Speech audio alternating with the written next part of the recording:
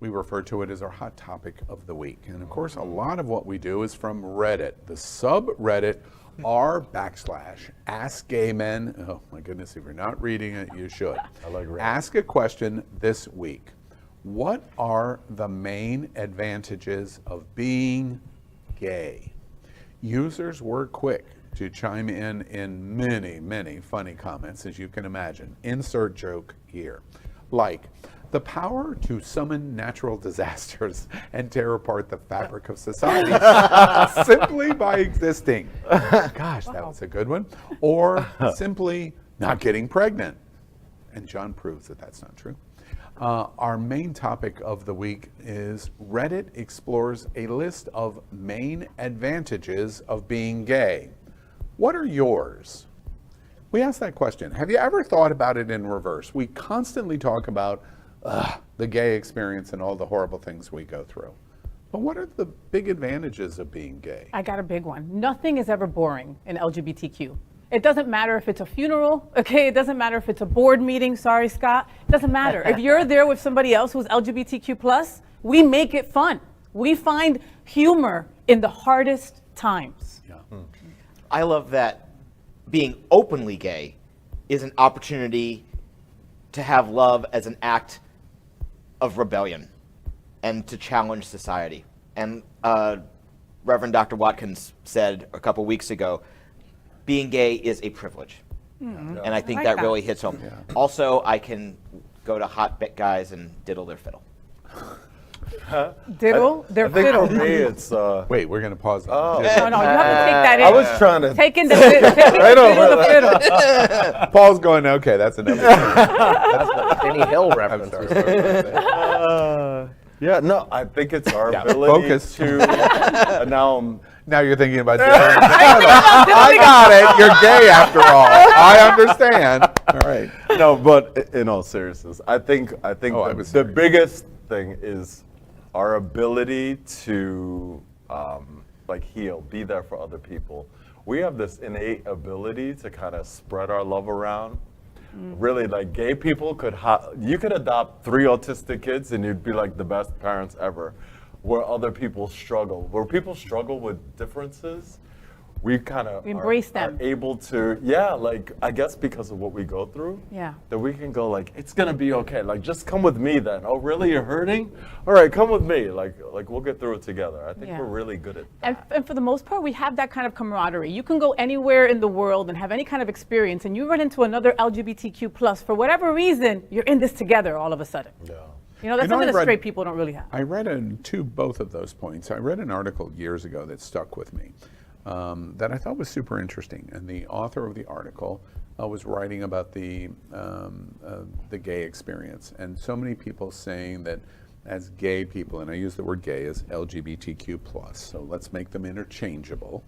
As a gay person, we're narcissists. And made the observation that gay people are frequently narcissists. And then through the article, turned the narcissist to saying, no, gay people generally are not narcissists, they're selfish. And because they're selfish, selfishness was created in an act of self-preservation.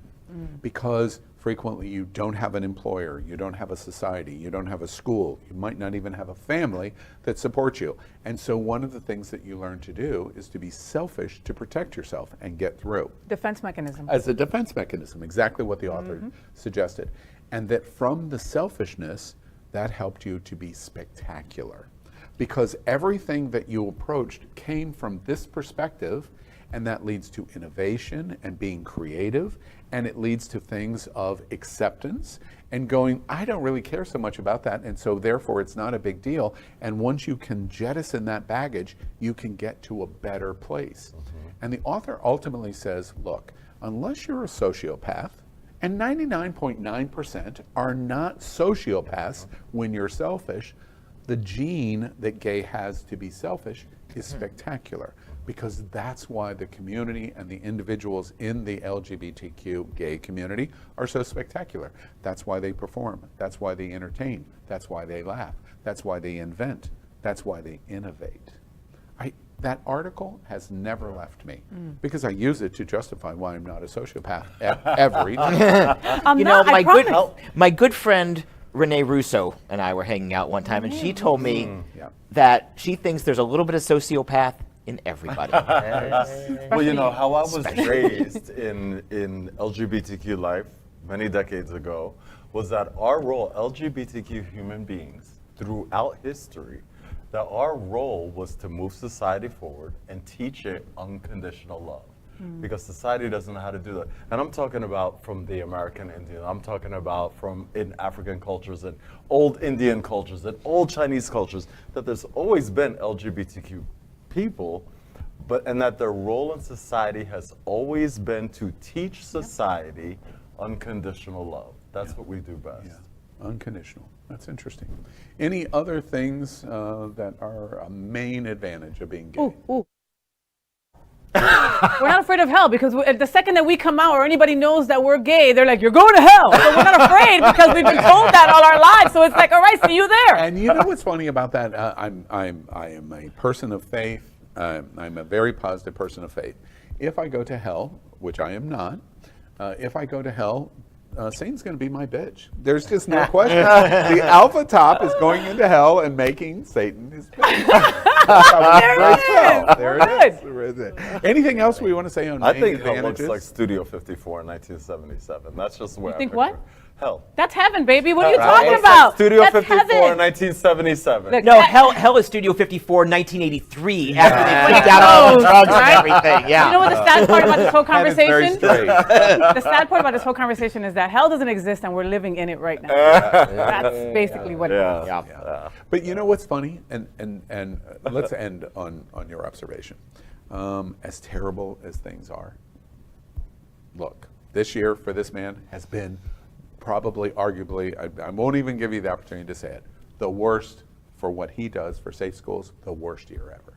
Because it was a direct attack on him and everything he represents.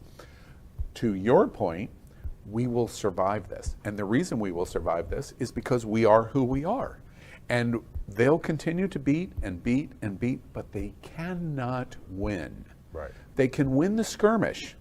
They can win, they can put points on the board. They can get a touchdown, but they cannot win the game. We'll curl our because at straight the end hair. of the we'll curl our straight hair. Exactly. Eventually, we'll win. And that's what will get us through what we're watching. Stay with it. Stay with it. LGBTQ plus news is vital for our community and for the broader world as a whole. We have enough enemies at Fox News. Tucker, Sean, and Laura are loud. We need passionate allies. Happening Out Television Network, Queer News Tonight, and It's Happening Out are literally out of the closet and into the headlines. Our community needs your support.